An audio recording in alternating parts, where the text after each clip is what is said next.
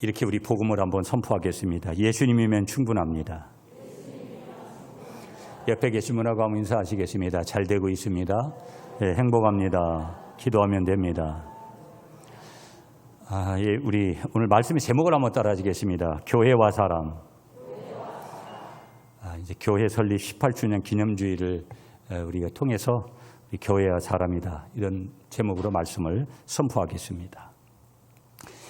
대한예수교 장로의 우리 통합교단에 속한, 여러분이 근간에는 WCC이고 WCC하는 교단이 돼서 이단이라고 별의 이상한 소리들 다 하고, WCC의 참 정신이 뭔지도 제바로 모르는 교인들을 선동하기도 하고, 어떤 교단에서는. 그러나 중요한 것은 하나님께서 정말 중요한 그런 역할을 하도록 우리 대한예수교 장로의 통합교단을 만들어주시고 지금까지 인도에 오시는데 9,300교회 정도가 우리 대한예수교 장로의 통합교단에 소속되어져서 그 속에 이제 하나님의 나라를 이루어가고 있습니다.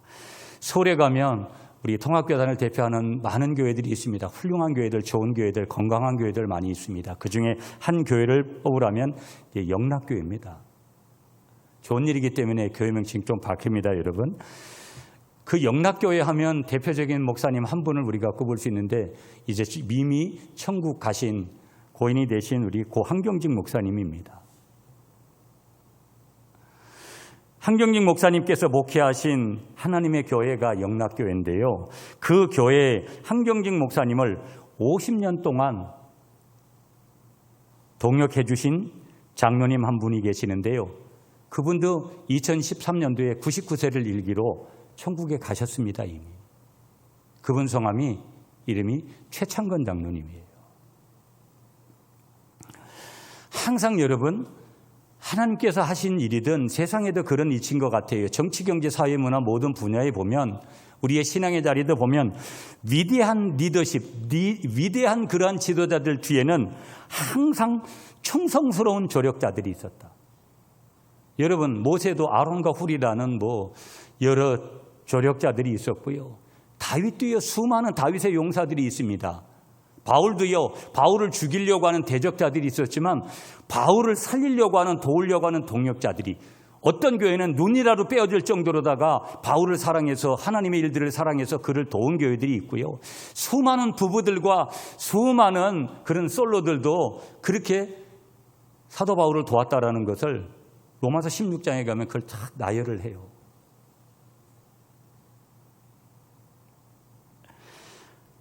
항상 혼자 위대한 사람이 된 일이 없어요.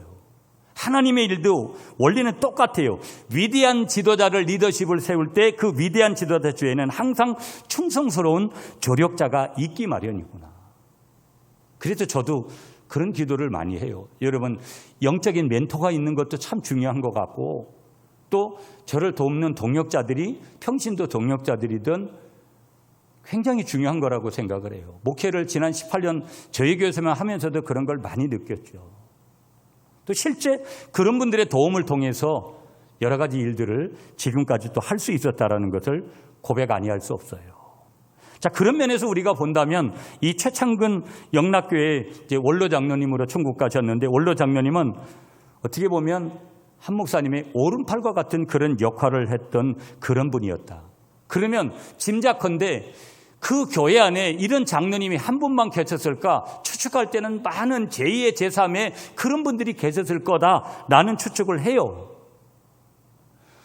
이분은요, 1960년대에 섬유 사업을 했는데요. 이분이 이제 하나님 은혜 가운데 큰 돈을 벌게 되어진 거예요. 여러분, 부자라고 하나님 앞에 헌금하나요? 부자라고 여러분 좋은 일에 많은 역할들을 하나요? 꼭 그런 것만은 아닙니다. 가난해도요, 없어도요, 교회를 보면 항상 과부의 두랩돈과 같이 그런 역할을 하는 분들이 훨씬 더 많다라는 것을 교회 사역을 하면서 항상 느끼게 되더라고요. 이분은 아무튼간 은혜 가운데 큰 물질의 복을 받았는데요. 한 목사님이 늘 제시를 했습니다. 비전 제시하는 것이죠. 중고등학교를 설립하고요, 대학을 설립하고요. 대표적인 대학이 숭실대학교, 이런 대학이거든요. 군성교를 하고요. 수많은 국내의 국외 선교를 하고요. 여러 협회들을 설립을 하고요. 이런 사역에 이 최창근 장로님이 항상 이 한경직 목사님 말씀에 비전 제시에 순종하면서 수백억 원대의 재정을 투입을 해서 그걸 현실화시키셨다라는 거예요. 살아생전에 장로님께서 고백을 하시는 내용이 설교 준비를 하면서 인터넷에 있어서 제가 조금 정리해 봤는데요. 장로님이 이렇게 말씀하셨어요. 평생 한 목사님의 선교를 돕는 것을 사명이라고 생각하며 살아왔습니다. 이 한 목사님은 한경직 목사님을 얘기하는 거예요. 목사님도 선교 계획을 구상하면 늘 저를 불러 재정과 행정 문제를 상의했습니다. 하나님이 축복해 주신 재물은 주님이 기뻐하실 일에 쓰고 가는 것이 교인의 책임이라고 생각합니다. 생전에 장로님께서 말씀하신 거예요. 여러분, 그 후에 자녀들이 여러분 최창근 장로님이 평생에 3천억을 헌금을 하세요. 그런데 그 자녀들이 뭐라고 이야기를 하냐면, 많은 일반인 사람들은 저 사람은 부자기 때문에 저렇게 많이 헌금하고 그렇게 물질을 썼을 거야, 이렇게 이야기들을 많이 한다라는 거예요. 물론 물질의 복도 받았죠.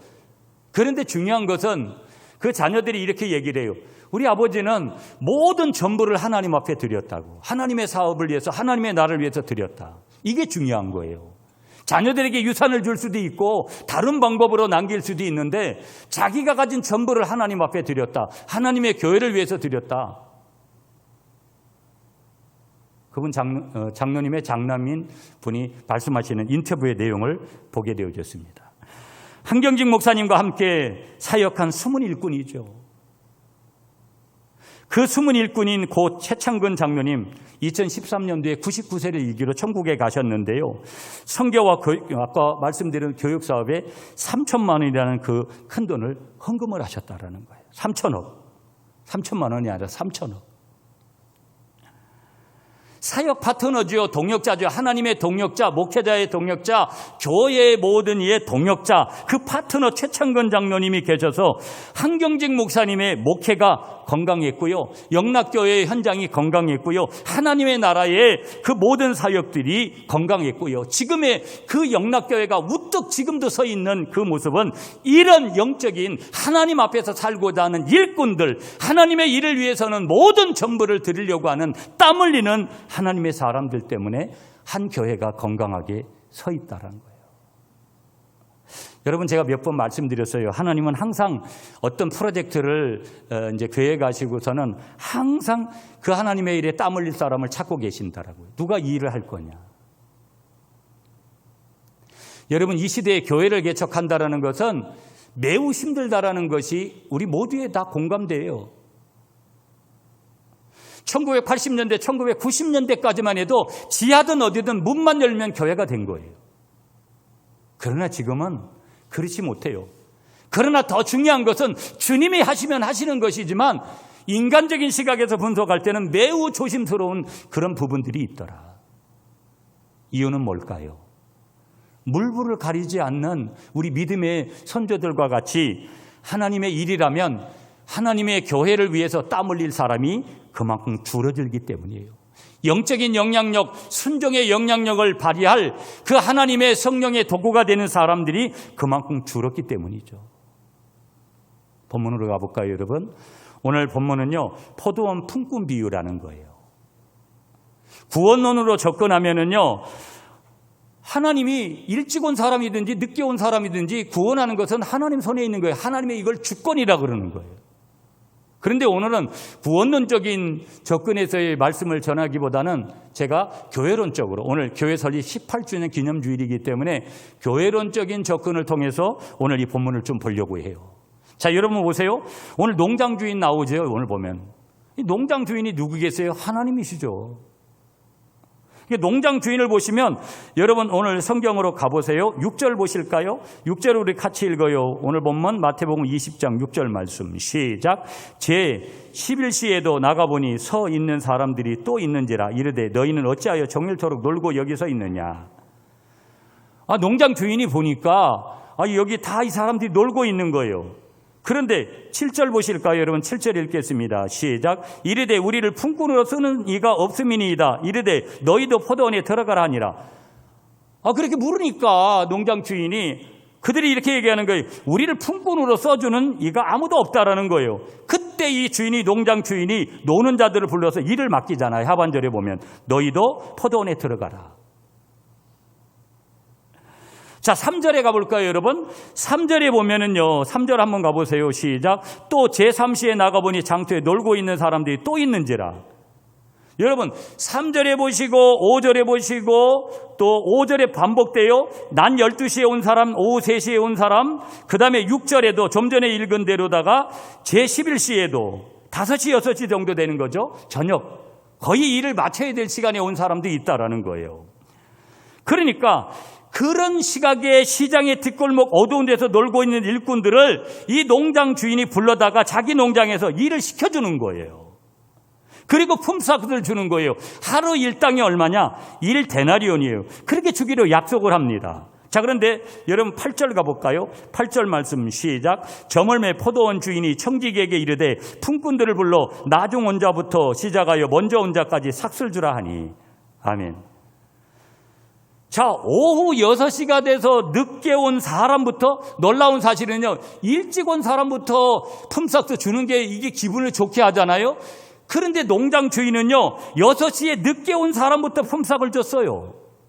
그리고 똑같이 모두 1데나리온씩을 줍니다. 한마디로 보면 농장 주인 편에서는 아주 큰 자선을, 은혜를 베풀어 주는 거예요. 그런데 문제는 뭐냐? 일찍 온 일꾼들이 기분이 상한 거예요. 일찍 온 일꾼들이 보면 주인이 자기들에게 더 줄 줄 아는 거예요.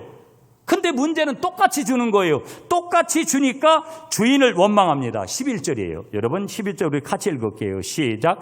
받은 후 집주인을 원망하여 이르되.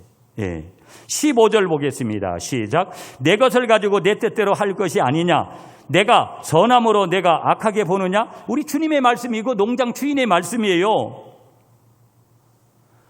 내가 선한데 너는 나를 악하게 보느냐? 내가 지금 선한 일을 베풀었는데 그렇게 부르시는 거예요. 반문하시는 거예요, 지금. 자, 그러면 여러분 아까 구원론으로 접근할 때는 구원이 하나님 손에 있는 거고 선물이고 하나님 마음대로 하나님 주권적으로 하시는 거잖아요. 누구를 구원하시든 어떻게 저 사람이 구원을 받아 어떻게 저 사람이 교회에 나올 수 있지? 우리는 이해가 안 되지만 주님이 하시면 되는 거거든요. 그걸 지금 말씀하고 있는 건데요. 그저 여러분 이 광경을 보고 있는 그래서 나를 일찍 불러와서 1데나리온 주던 약속은 그거니까 늦게 온 사람에게 1데나리온을 주던 그저 감사하고 협력하고 그렇게 해야 되는데 문제가 뭐냐? 그럼 오늘 본문에서 우리가 찾아볼 문제거리가 뭐냐? 잘못된 일꾼들의 지금 의식이 바뀌어야 되는 지금 그 현장에 지금 있는 거예요. 이 생각이 바뀌어야 되는, 의식이 바뀌어야 되는. 여러분 오늘 교회 설립 18주년이에요. 저희 교회는 이제 처음 예배를 드릴 때 제가 안양에 있는 갈멜산 기도원에 가서 그리고 제가 몸이 많이 아파서 신학을 하게 될 때부터 하나님은 저에게 개척의 마음을 주셨고 그래서 일찍 여러 교회들을 갔다가 섬기면서 경험을 하고 목사 안수를 받고 제가 개척을 하려고 하다가 또 그것이 맞지를 않더라고요. 그래서 제가 신대원 3학년 때 우리 교회를 개척을 했어요. 그때 나이 39입니다. 30평짜리 2층 상가를 얻었고 저희 사택은 5평 반짜리 컨테이너였고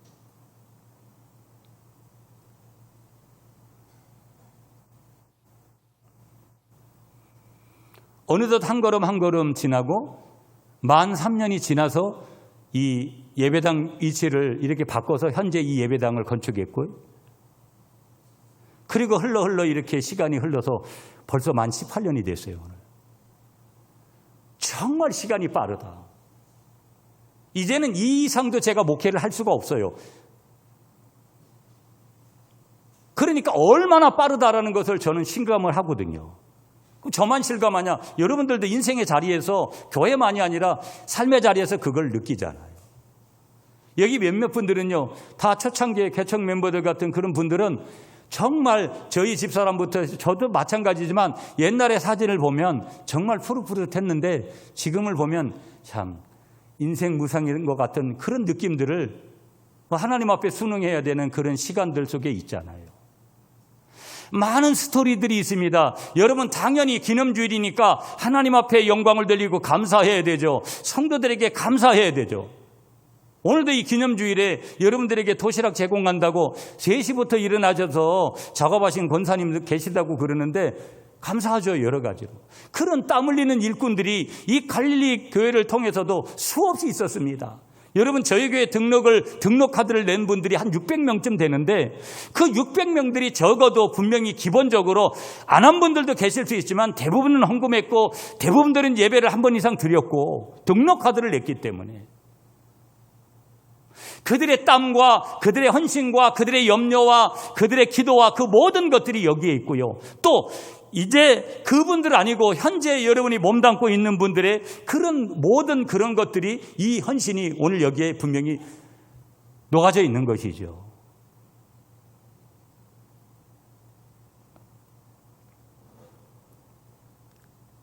이 기념주일이 되면 여러 마음들이 저에게는 좀 오더라고요. 죄송한 얘기지만 어떤 의미에서는 좀 인간적으로는 허탈한 마음도 찾아오기도 하고요. 반성해야 될 부분들도 여러 가지로 보는 거고요. 너무 감사하죠. 인간이다 보니까 좀 세부적으로 조금 이렇게 다가오는 그런 것들이 자연적으로 있을 수밖에 없죠. 뒤돌아보면 여러분 얼마 전에 본고 2대에서 한 대를 다른 어려운 교회를 드렸지만 새 차를 드린 건 아니지만 그 차는 우리 교인도 아닌 분이 1,000만 원 헌금을 해주고 해서 2003년도에 구입을 해서 10년 이상을 잘 그렇게 타고 거저받았으니 거저주라는 그런 마음으로 다른 교회에 이렇게 드리고 할 때 앞으로는 우리가 그런 새 차들을 사드릴 수 있는 그런 교회가 되면 좋겠지만 그래도 여러 마음들 이 강대상 2003년도 처음부터 있었는데 저희 교인들이 한 것은 아닙니다. 다른 교인들이 저 드럼 다 다른 교인들이 왜? 저희는 개척 멤버가 없었으니까 처음에.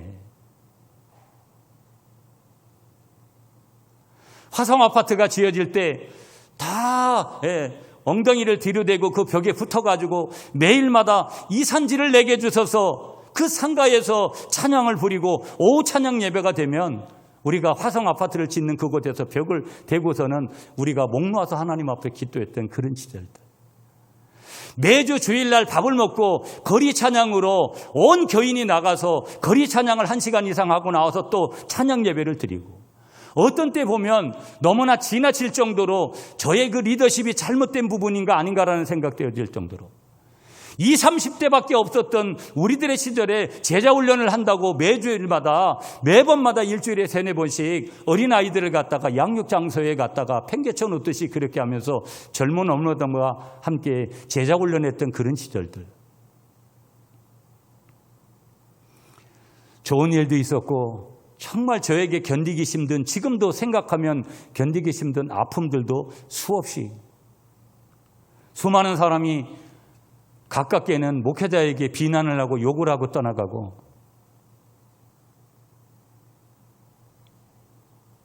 그러나 모든 것이 하나님의 은혜였다라는 거. 그럼 이 기념주일에 여러분 그냥 자화자찬하고 우리가 잘했다고 격려하고 이런 것이 아니라 정말 감사하지만 우리가 조금 더 버려야 될 것들과 지양해야 될 것과 지향해야 될 것들 우리가 가져야 될 것들을 좀 의식적인 측면에서 좀 바라봐야 될 필요성이 있지 않느냐. 여러분 의식이라는 이 단어가 국어사전적으로는 여러분 깨어있는 상태거든요.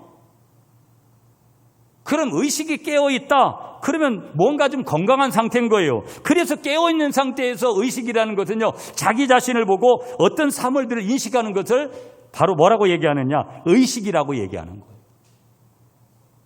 여러분 적어도 우리 예수 믿는 사람들은 영적인 의식이 분명해야 될 줄 믿습니다. 건강해야 된다라는 거예요. 버려야 될 것 버려야 되고요. 가져야 될 것 취해야 될 것은 어떤 상황이 돼도 놓치면 안 되는 거예요. 이게 바뀌게 되면 이제 항상 문제가 생기는 거예요.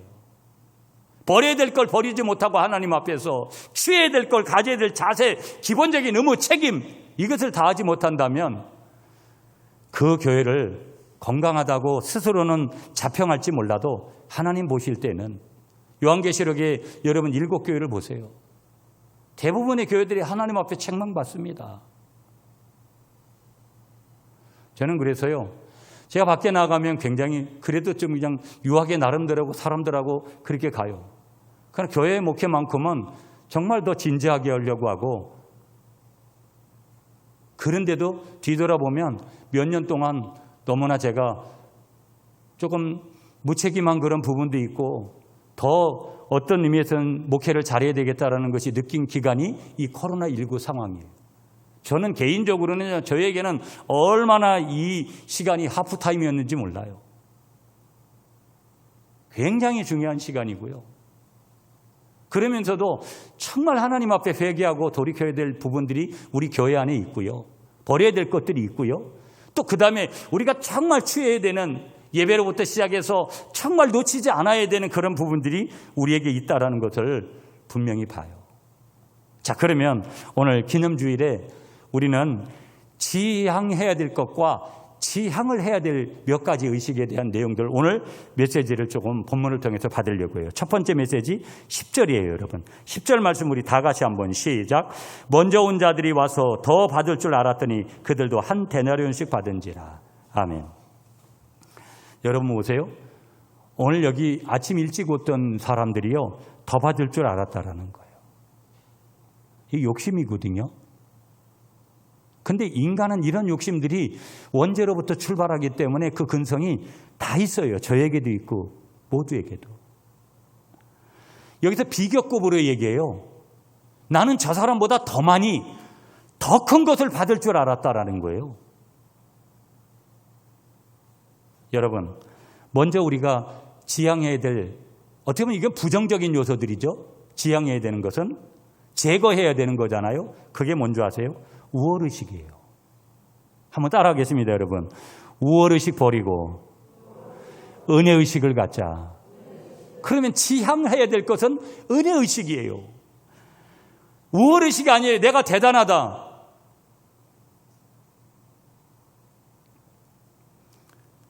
여러분, 제가 4교회를 섬겼고 한 교회는 2번을 섬겼고, 제가 섬겼던 구미시민교회는 좀 규모가 있는 교회고, 나머지 교회들은 제 구미 명성교회, 구미 등대교회, 영천에 있는 금호 성천교회. 제가 이제 개척을 하기 전까지 4교회를 섬겼어요. 참 보면 왜 이 교회가 됐나?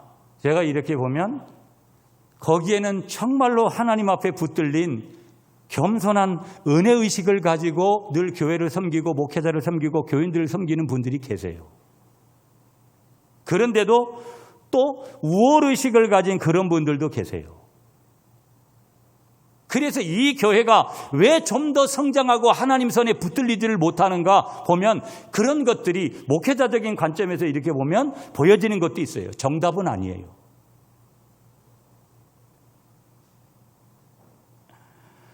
그러나 우리가 전제가 뭐냐? 하나님은 교회를 아주 귀중하게 보시고 귀하게 보시고 이 교회를 찾는 자들에게 놀라운 복을 주시고 놀라운 풍요를 주시는 줄 믿습니다. 이게 아주 중요한 거예요, 여러분. 교회를 통해서 일하시는, 물론 하나님이 교회만 통해서 일하시냐? 아니죠. 모든 것을 통해서, 심지어는 믿지 않는 자들을 통해서도 일하시는 분이 하나님이시니까. 오늘 사람들은 그렇게 얘기해요. 일찍 왔느냐 늦게 왔느냐. 너 우리 교회 등록한 지 몇 년 됐냐? 너 직분이 뭐냐? 그런 거 가지고 계급의식을 가지고 그런 잣대를 가지고 갖다가 해석하려고 해요. 이미 그 교회는 무르나 마나예요. 어떤 교회가 됐는지 그건 인본주의고 어떤 교회인지를 그 흔적을 통해서 보여주는 것이죠. 자, 여기 보세요, 여러분. 지금 하루 일꾼들은요, 할 일이 없고 불러주는 사람이 없어서 지금 장터에서 멀거니 그냥 빈둥빈둥 놀고 있었던 그런 사람들이에요. 3절과 7절에서 그렇게 말씀하고 있어요. 여러분 3절도 다시 한번 볼까요? 3절 시작. 또 제3시에 나가보니 장터에 놀고 서 있는 사람들이 또 있는지라.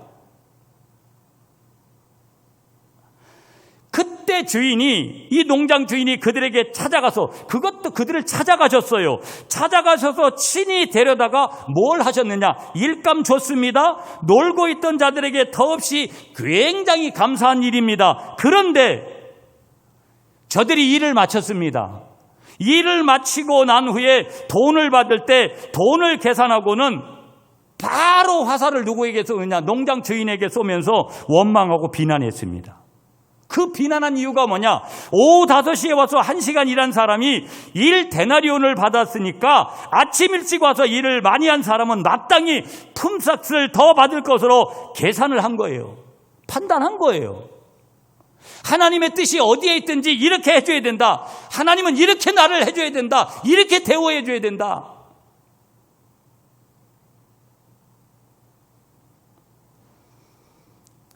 저는 죄송한 말씀이지만 우리 아들도 이제 곧 목사 안수를 받지만 우리 아들만큼은 개척하고 이런 거 원하지 않아요. 우리 아이들이 늘, 아들이 지금 30이 됐는데 초등학교 6학년, 우리 방송실에 있는 우리 애리가, 우리 유리는 태어나지도 않을 때죠. 제 동기들이 와서 5평 반짜리 컨테이너 사는 걸 보고 가장 추웠던 시간이라고 이야기하는 우리 아이들이 그때 내 아이들에게 그런 목회를 하라고 자원하고 싶은 마음이 목사님 인간적이네요. 이런 얘기를 하셔도 지금까지는 물론 우리 주님께서 그렇게 해야 된다고 말씀하시면 어디든지 가라고 이야기하지만 인간적인 아빠의 마음은 그러고 싶은 마음이 요만큼도 없어요.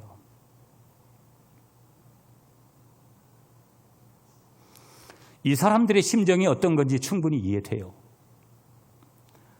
그런데 이들의 문제가 뭐예요? 다른 거 없어요. 우월의식이 있다라는 거예요. 자기가 좀 일찍 왔다. 세상 이치로 보면 맞는 얘기예요. 설득력이 있습니다.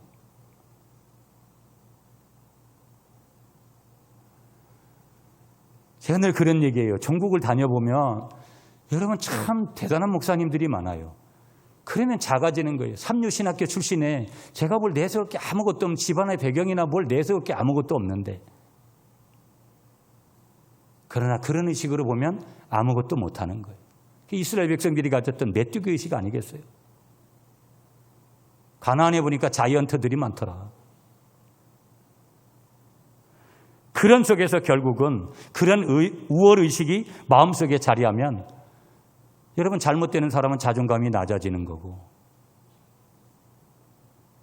또 그것이 잘못되어지는 사람은 그 자만의식에 있다 보면 그런 우월감에 빠지잖아요. 그 우월감이라는 게 뭐예요? 자리하는 게 교만이거든요. 하나님 앞에 아무리 자기 조건이 충분하게 있어도 하나님 앞에 교만하기 때문에 하나님은 교만한 자를 쓰신 예가 없으니까.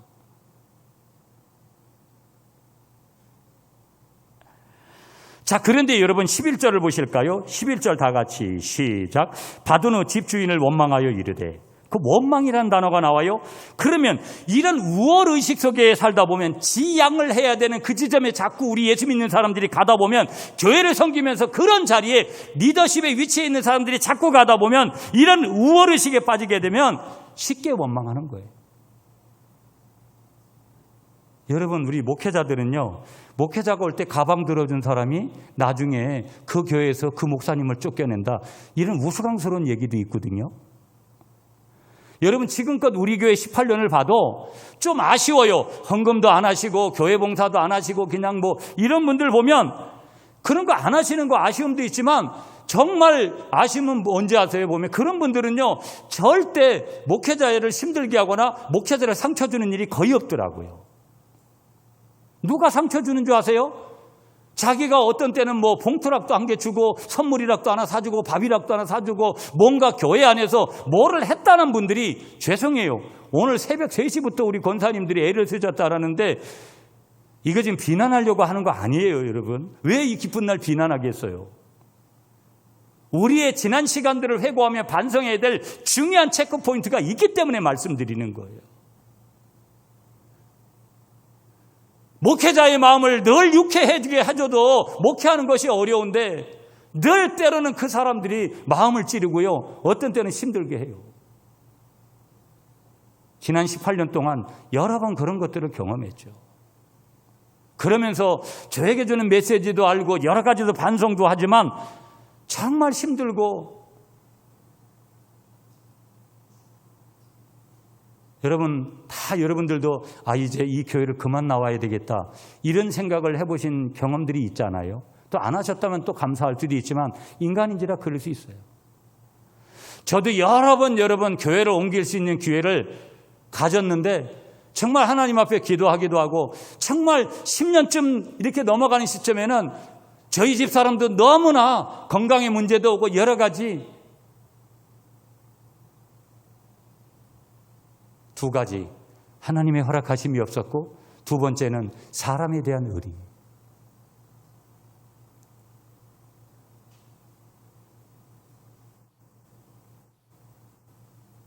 저도 그런 마음을 먹는데 여러분이 때로는 교회 한번 옮겨볼까 이런 마음을 가지는 거 있을 수 있는 거 아니겠어요? 그러나 중요한 것은 그런 마음들을 가지는 것이 중요한 것이 아니라 하나님이 현재는 이 갈릴리 공동체에 부르셔서 내 이 갈릴리 공동체의 멤버로 있게 하셨다는 거. 오늘 이 자리에 있음에 감사하는 우리 모두가 될 수 있기를 우리 한 번 더 축복하겠습니다. 18주년인데요. 여러분, 우리는 이런 질문 한번 해볼 필요가 있는 것이죠. 정말 하나님 앞에 우리 구미 갈릴리 교회가 바른 교회인가?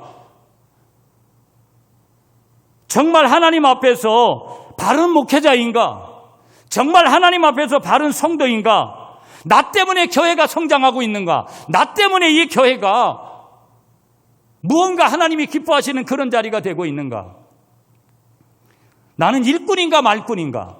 나는 디딤돌과 같은 역할을 하는 사람인가 걸림돌인가? 이름도 빛도 없이 나를 딛고 넘어가라고 이름도 빛도 없이 내가 이 물질을 여기에 드리고 시간을 드리고 몸을 드리는 그런 사람인가? 우리가 한번 좀 깊게 봐야 되는 것이죠, 여러분. 아까도 말씀드리지만 세월이 이렇게 빠르게 가잖아요. 머뭇머뭇거리다 아무것도 못하는 그 어리석음은요, 하나님 앞에서 엄청 큰 죄거든요. 본시 우리가 누구냐, 여러분. 본디 내가 누구냐. 나의 정체성, 아이덴티티를 좀 보면 어두운 뒷골목에 있었던 사람들 아닙니까, 우리가? 지금 교회 밖에 있는 사람과 교회 안에 있는 우리들의 차이가 뭘까요? 어찌 보면 우리가 더 도덕과 윤리적으로 더 못한 사람들이 훨씬 많을 수 있고요. 내가 그 사람이 있고요. 성격적으로 모든 것이 더 저 밖에 있는 사람보다 못한, 돈 쓰는 문제에서도 째째하고 모든 것이 대하는 것들이 훨씬 더 떨어질 수 있습니다. 지향점의 지수가. 그런 나를, 그런 뒷골목에서 놀던 그런 나를 주님이 오늘 불러주시고 예수 믿게 하셔서, 아까 말씀드렸잖아요. 구원론으로 접근하면 이건 너무너무나 귀한 거고, 그런 나를 교회로 불러주셨다라는 거, 하나님의 자녀 삼으시고 천국의 일꾼을 삼으셨다라는 거, 그래서 저를 목사로, 여러분을 장로로, 집사로, 권사로, 찬양대로, 교사로, 셀리더로, 인턴으로, 재직회원으로, 성도로 교회에서 봉사하게 되었다라는 거, 그런 걸 깊이 깨달으면요, 비교하지 않는 것이죠. 우월의식까지 않는 것이죠. 모든 것이 은혜다라는 거. 모든 것이 은혜구나, 모든 것이 하나님이 하셨구나 하는 것들. 벌써 여러분 2021년도를 시작했는데 이달이 지나면 반년을 살아요. 반이 또 지나가 버렸어요. 다시 그 시간으로 돌아갈 수가 없습니다. 여러분, 적어도 우리 구미 갈릴리 교회에 소속되어져서 오늘 나는 어떻게 신앙생활하고 믿음생활하고 나는 하나님의 교회를 위해서, 하나님의 나라를 위하여서 어떻게 충실하고, 적어도 어떤 직분자들은 직분을 감당하는 사람인가? 여러분, 저는 제 가슴에 교회를 개척할 때 5가지 비전이 있습니다. 십자가를 자랑하는 교회, 영혼을 구원하는 거 치유하는 교회, 성교의 명령에 순종하는 교회, 지역사회에 헌신하는 교회, 평신도를 깨우고 양육하는 교회. 물론 이 5가지의 항목들이 더 활발하고 대단하게 그렇게 되지는 않았어도 이 5가지를 이루어 가려고 한 주간에 3, 4일씩 제자훈련하면서 끊임없이 왔고요. 여러분들이 함께 동역해서 정말 이 작은 교회지만 선교하려고 몸부림을 쳤고요. 그 재정을 다른 데 쓰고 싶어도 쓰지 않고 여기까지 왔고요.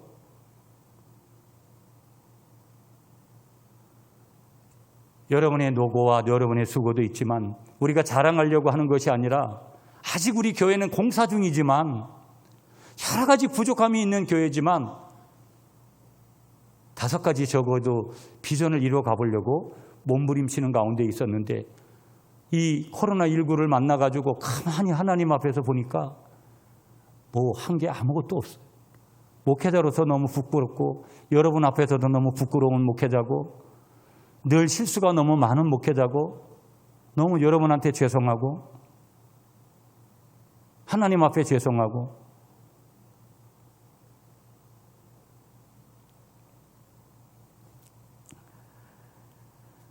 삼손은요 젊음을 정욕에 쓰다가 하나님 앞에 버림을 받아요. 여러분이 사사기를 보시다 보면 정말 저와 여러분들이 일을 잘한 일꾼인가? 목사라는 의식, 이 교회가 제가 개척했기 때문에 그런 잘못된 우월의식, 내가 장로라는, 내가 권사라는, 내가 순번을 따져서 내가 먼저 온 사람이기 때문에 내가 받아야 될 그런 우월의식들 잘못된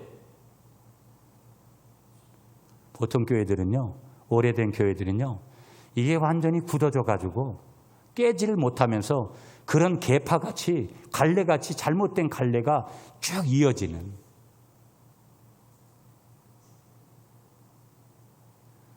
우리는 18년이라는 그런 시간이 짧지만 교회 역사가 그래도 그 속에서 우리는 어떤 교회였나. 여러분 조금이라도 우월의식을 가졌다면 하나님 앞에 회개하고 내려놓으시고 모든 것이 하나님의 은혜입니다라는 이 은혜의식의 지향점을 가지는 우리 모두가 되기를 축복합니다. 두 번째 우리에게 주시는 메시지 11절이에요. 여러분 11절 말씀 다 같이 시작. 받은 후 집주인을 원망하여 이르되 아멘. 원망이 어디서 왔을까? 한번 따라하겠습니다. 비교의식 버리고 비교의식 지향하자라는 거예요. 지체의식 갖자. 여러분 어떤 때는요. 지금도 기도해요. 하나님 아무튼간 예배당 건축원금은 다 갚도록 해주시고요. 그 다음에 여기저기 필요한 일꾼들이 이렇게 많은데요. 옛날엔 그런 기도 잘 안 했거든요. 제가. 근데 요즘은 그런 기도 많이 해요. 제가 전국을 다니면 어떤 때는 메뚜기 의식이 와요. 아주 탁월한 달란트를 가지고 그러면 저 같은 사람은 목회를 안 해야 되는 것이 맞는 것 같이 느껴지는 의식이 올 때가 있어요. 제가 말씀드리고 싶은 핵심이 뭐냐면 그래도 겸손하게 비교하면 안 되잖아요. 하나님의 부르심이 먼저지. 그런데도 인간적으로는 비교가 안 될 수가 없는 거예요. 인간적인 생각으로 가면 이성으로 접근해서 계산을 해보면 참 인간은 별 수 없이 때로는 부끄러움을 느끼고 연약함을 느끼는 부분들이 오잖아요. 비교의식 속에 가면 누구든지 그럴 수 있는 거예요. 그 비교의식이 때로는 겸손함으로 가야 되는데 다른 지체, 그래서 연합을 해야 된다. 내가 이렇게 부족하기 때문에 부족한 사람들끼리 모였기 때문에 우리 지체, 세상은요, 여러분 어떤 프로젝트를 진행하다 못하면 도태시켜버려요. 그런데 교회는 그렇지가 못해요. 그래서 어려운 거예요. 한 손가락이 아프면 10손가락이 다 아픈 거예요. 그 지체 신학이기 때문에 어려운 거예요. 하나님이 그러면 그놈 갖다 제거해버려라. 구약에서 여러분 하나님이 수많은 사람을 죽인 것은요. 이유가 그런 근거가 아닙니다. 하나님은 생명을 그렇게 경시하는 분이 아니에요. 그들이 죽은 죽음의 원인은 그들의 죄 때문에 오래 참아줘도 회개하지 않았기 때문에 결국 그들이 그렇게 되는 거지. 다른 이유가 아니에요. 하나님이 심심하셔서 그들을 죽이거나 하나님이 화가 나셔서 죽인 것이 아니라 그들의 죄 때문에 죽은 거라고요. 교회가 아무리 여러분 여기 수천 명 모이면 뭐 하겠어요? 지체의식이 없는데 비교의식이 있어가지고 내가 누군데 비교의식이 있는 목사, 비교의식이 있는 장로, 비교의식이 있는 권사가 항존직이 되면 그 교회가 건강하겠어요? 하나님이 오늘 우리에게 지향하도록 말씀하시는 거 오늘 본문을 통해서 지체의식인 줄 믿습니다. 세상으로 말하면 동료의식이죠. 동료의식. 남과 비교한다라는 거 고통이면서 여러분 수치예요. 어떤 분들은요 늘 비교하면서 그렇게 살아요. 비교되잖아요. 여러분 저도 다른 목사님들하고 이렇게 만나서 하면 자연적인 비교가 오는 것들이 있거든요. 늘 제가 말씀드리잖아요. 우리 교회는 11조 온교인이 다 한다고. 우리는 아직까지 갈 길이 멀거든요. 그런데 그 문제를 해결할 수 있는 게 저는 전하지만 그건 하나님의 은혜 없이는 해결될 수 없는 문제면서도 인간적으로는 여러 가지들이. 여러분 보세요. 일찍 와서 먼저 일한 일꾼들은요 늦게 와서 일한 일꾼보다 더 받을 줄 알았어요. 10절에 보면은요 기대를 했지만 똑같이 돈을 주니까 주인을 원망합니다. 11절에요. 몇 시간 만에 일꾼들의 마음이 여러분 어떻게 된 거예요? 변질된 거예요. 사람은요 변화합니다. 나이를 먹어가면서 여러분 그 팽팽했던 피부와 이 신체적인 그런 구조들이 자꾸 아무리 뭐를 써대도 여러분 나이는 속일 수가 없잖아요. 변화라는 것은 인간이 경험해야 될 자연적인 현상이에요. 그러나 여러분 변질되는 것은 하나님 앞에서 변질되는 것은요 인간적으로도 변질되는 것은 그래서 여러분 사람은요 한결같은 사람이 참 좋은 거예요. 이 기복이 심한 거 여러분 이 조울증적인 어떤 현상들이 얼마나 힘든지 몰라요. 처음 주인에게 부름을 받을 때의 기쁨과 즐거움과 감사함이 돈 때문에 완전히 지금 사라진 거예요. 비교의식이 기쁨을 완전히 갖다가 빼앗아가 버린 거예요. 점령해 버린 거예요. 라이벌 의식이 생기는 거예요. 이 비교의식이 생기면은요 중직자들 안에 이 라이벌 의식이 생기면은요 교회가 이상한 구도로 가는 거예요.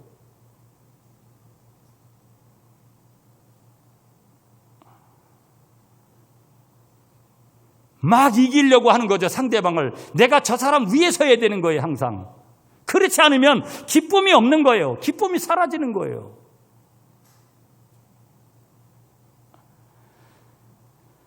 선의의 경쟁이라는 거 여러분 좋게 들리지만 위험 요소 있습니다. 지나친 경쟁의식, 여러분 비교의식으로 빠지는 거예요.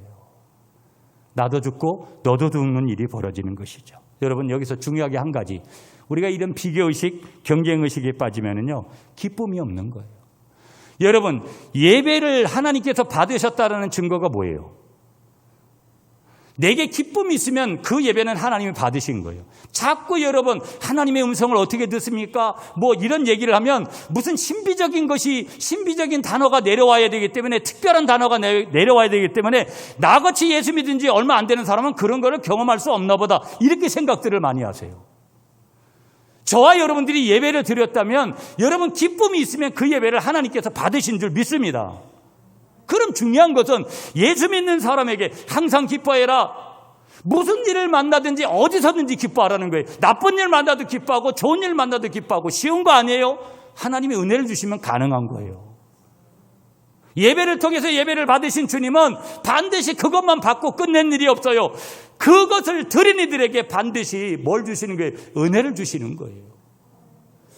기쁨이 없던 그 사람에게 그 기쁨이 채워지면 다시 돌아가서 일할 힘이 원동력이 거기서 오는 거예요. 예배가 왜 중요한 것이냐? 그런 능력이 있기 때문에. 많은 사람들이 비교의식으로 경쟁의식으로 일하니까 기쁨도 없는 거예요. 여러분 저도 왕왕 그런 거 봐요. 교회 안에서. 저도 그럴 때가 있고.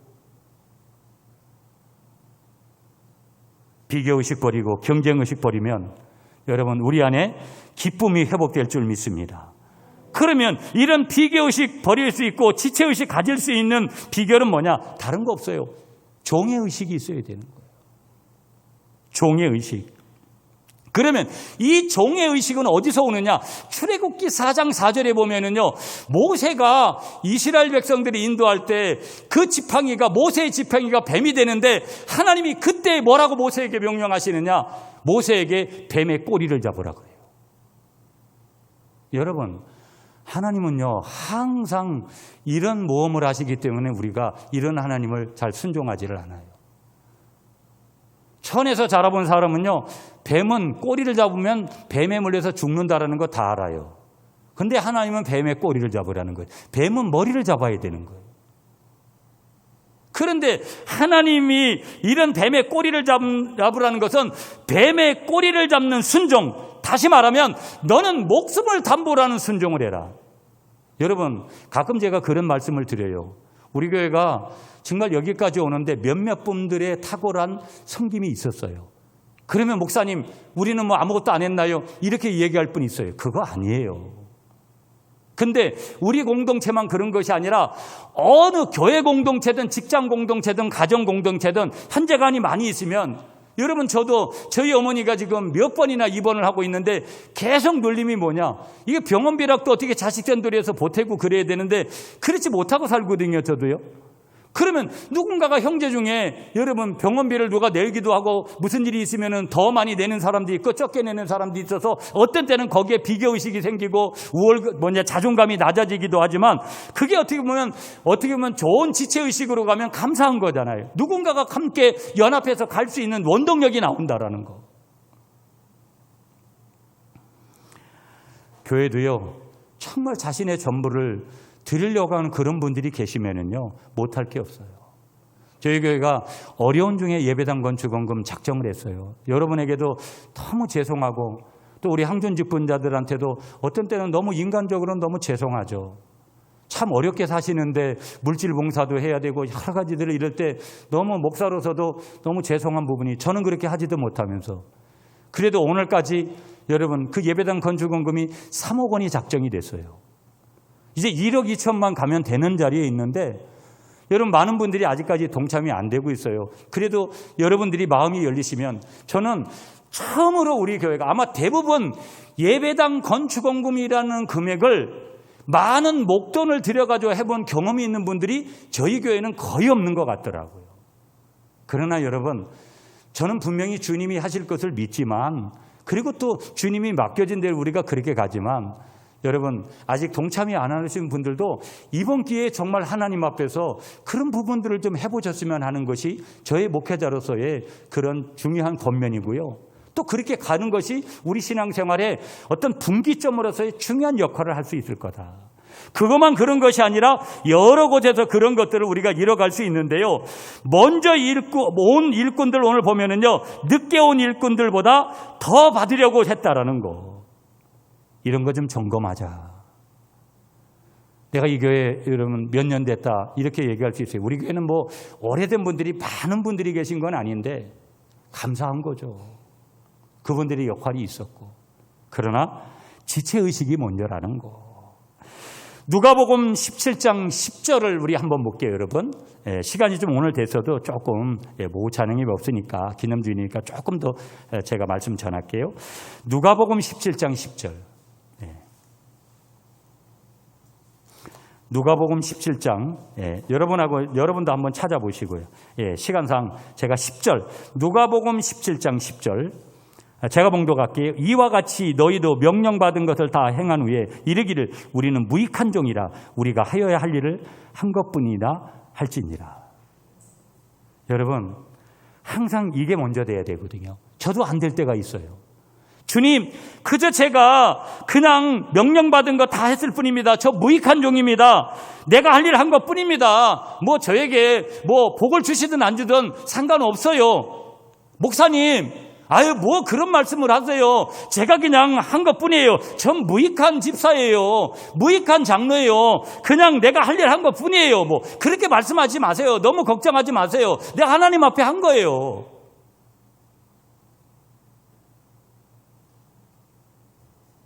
이렇게 가야 되는데 목사님이 그렇게 얘기하고 그렇게 자기한테 했다고. 그런 사람들이 우리 교회는 없는데 저쪽 교회는 좀 있다 그러더라고요. 문제인 거예요.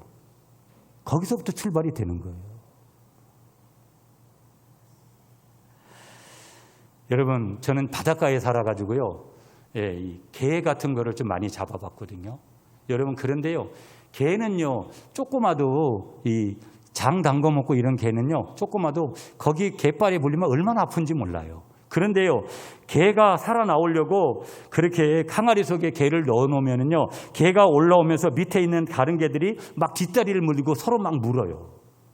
그래서 결국은 끝내는 그 개가 항아리를 넘어오지를 못해요.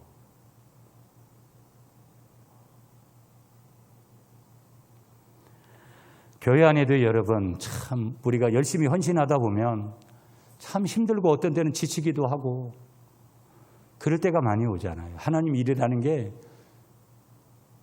하나님 위로를 주시지만 우리는 인간이니까 내가 받은 은혜, 그 은혜는 지체의식으로 나타나야지 비교의식으로 나타나면 교회 건강도가 떨어진다는 거. 이게 두 번째 점검 사항이고요. 한 가지만 더 점검할게요. 12절이에요, 여러분. 12절 말씀 다 같이 시작. 나중온 이 사람들은 1시간밖에 일하지 아니하였거늘 그들을 종일 수고하며 더위를 견딘 우리와 같게 하였나이까. 저는 좀 죄송한데 늘 항존직들한테는 관대하지 않고 제가 다른 분들한테는 뭐 새가족이나 다른 분들한테 뭐라 해야 될 이유가 없잖아요. 그분들은 아직까지 더 섬김을 받아야 되는 분들이니까. 세 번째 말씀하시는 건 뭐냐면 공로의식 지향하라는 거예요. 얼마든지 있을 수 있잖아요. 공로의식 지향해라. 그리고 빚진 자 의식을 가지라는 거예요. 이게 12절에서 말씀하시는 세 번째 메시지예요. 그들은 종일 수고하며 더위를 견딘 우리와 같게 하셨나이까. 아니 우리는 아침 일찍 와가지고 더위 다 견디면서 그렇게 여러분 우리 아내도 그렇게 얘기할 수 있어요. 나는 일찍 와가지고 이 교회 헌금도 하고 오랫동안 봉사하고 너무 힘들게 왔는데 저 사람하고 나하고 똑같아진다. 인간적인 비교의식 공로의식 찾아와요. 제 눈에 볼 때도 어떤 사람은 아무것도 하지 않고 어떤 사람은 대단한 일을 할 때 누구를 여러분 선택하겠어요? 누가 잘했다고 얘기하겠느냐고요. 그건 인간의 시각으로는 똑같습니다. 먼저 온 그런 사람들은요 더 받을 줄 알았다라는 거예요. 이유가 뭐예요? 다른 거 없었어요. 공로의식. 내가 연수 오래됐다라는 연식을 따지는 거예요. 계급의식. 여러분 내가 직분이 뭔데, 내가 장로인데, 내가 권사인데. 우리 교회는 그래도 그런 것들이 많이 없지만 우리도 그런 부분들을 깊이 점검을 해볼 필요성이 있다라는 거 우리에게 분명히 말씀하고 있는 것이죠. 공로의식 뭐냐? 나도 죽이고 너도 죽이는 거라는 거예요. 우리 공동체의 모든 것들을 건강하지 못하도록 하는 거. 공로의식이라는 거 뭐냐? 나의 믿음을 죽이는 적이더라는 거예요. 이게 자꾸 찾아와요. 자꾸 찾아온다니까요. 나에게는 그런 게 안 온다. 감사하지만 어떤 인간이든지 어떤 프로젝트를 진행하고 일을 진행할 때 누구에게든지 일을 더했기 때문에 이런 것들이 찾아와요. 내가 봐도 분명히 맞다라고 말하는 현장이 오기 때문에 이런 의식이 생기는 거예요.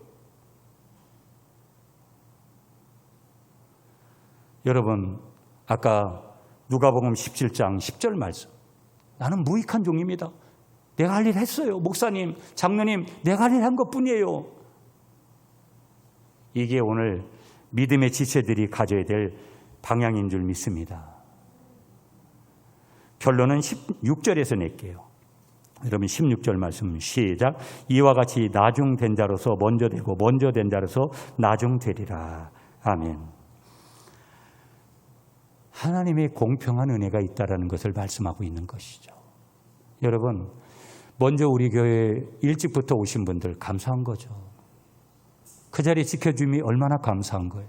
저는 그분들 때문에 오늘 우리 교회가 또 여기까지 왔고 이제 우리 교회 등록하신 지가 얼마 안 되신 분들 여러분들 하나님께서 은혜를 주셔서 이곳에 보내셨는데 이 코로나19에 한국교회가 지금 여러분 분명한 것은 한국교회가 내리막길을 가고 있다. 코로나19 때문이 아니라 물질 만능주의 때문에 돈에 미쳐있는 많은 사람들 때문에 결국은 하얀 길로 가고 또 사회적으로는 저출산 국가가 돼서 아이들을 놓지를 하니까 교회 학교인이 자동적으로 대학이 줄어들고 이렇게 해야 되는 그런 여러 가지 문제들과 아울러가지고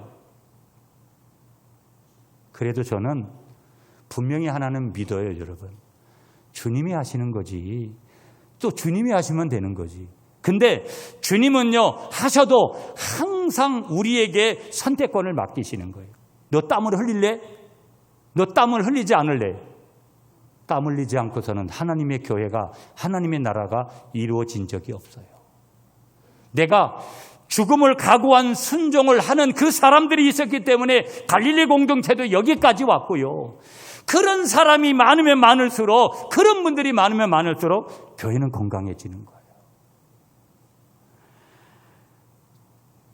이제 여러분 말씀을 좀 이렇게 맺어볼게요. 교회를 헬라어로다가 여러분 에클레시아라 그래요. 불러냈다라는 그런 뜻이 있거든요. 그럼 교회를 비유하는 성경의 명칭들이 많이 있어요. 에베소서 4장 12절에 가면 예수님의 몸이다. 에베소서 5장에 가면 그리스도의 신부다. 디모데전서 3장 15절에 가면 살아있는 하나님의 교회다. 교회가 사도행전 20장 28절에 가면 피로 값주고 사신 교회다. 히브리서 12장 22절에 가보면 하나님의 도성이다. 베드로전서 2장 5절은요 하나님의 신령한 집이다. 에베소서 2장 22절은요 하나님이 거하시는 처소다. 교회가. 히브리서 12장에 보면 시온산이다. 교회를 그렇게 비유하고 있어요. 여러분 지난 18년 동안 여러분이 우리 교회 등록하신 지 몇 년이 되셔서도, 나는 이제 몇 개월밖에 안 되셔서도 여러분의 수고, 이 자리에 함께 하시고 이 자리에 함께 찬양하고 기도하고 모든 것을 이루는 것이 여러분이 교회를 섬기는 거예요. 우리 모든 교우들에게 정말 교회를 대표해서 다시 한번 감사하고 우리가 하나님의 은혜를 구하고, 여러분 한 번 사는 인생, 우리가 지금 저로서도 이제 하프타임을 가졌습니다. 중간 휴식 시간을 제가 가졌습니다. 코로나19라는 것은 더 정확한 중간 휴식 시간이었습니다. 많은 것을 결단했습니다. 그런데 많은 것을 하고 싶으려고 한다고 해서 되는 게 아닙니다. 좀 더 단순하고 본질적인 것을 하고 싶습니다. 우리는 하나님 앞에 부름을 받았습니다, 여러분. 이 갈릴리 교회는 주님 오시는 날까지 계속해서 이어져야 됩니다. 여러분 저는 단순합니다. 어려운 교회들 정말 개척이 했기 때문에 제가 300교회를 돕는 교회를 하고 싶은 게, 그래서 선교의 지향점을 가지는 거고요. 적어도 제가 목회하는 동안에 해외 교회 10개 교회 이상을 세우고 그렇게 가겠다. 그러면서 5가지 개척 비전 그 속에 있는 거, 어려운 이웃들 도와가면서 전도하면서 복음을 전하면서 그저 그냥 상식선에 있는 그런 교회, 대단한 교회가 아니라 그런 교회를 이루고 싶은 거예요. 여러분 저와 함께 또 우리 주님과 함께 우리 구미 갈릴리 교회 안에서 이 목회의 저는 후반전을 통해서, 여러분의 인생의 모든 후반전을 통해서 하나님의 사람으로 한번 달려가 보시고요. 꿈을 꾸고 꿈대로 되는 그런 은혜를 다시 한번 우리 손에 부여잡고 가는 그런 하나님의 사람, 오늘 교회와 여기 사람은 누구 사람이겠어요? 하나님의 사람. 그 사람이 내가 되어져서 맡겨진 우리 구미 갈릴리 교회가 더욱 하나님 손에 올려지는 그런 영광의 자리로 갈 수 있을 때까지 최선으로 달려가는 오늘 이 귀한 교회 설립 18주년 기념주일의 말씀을 듣고 나아가시는 여러분 되시기를 축복합니다.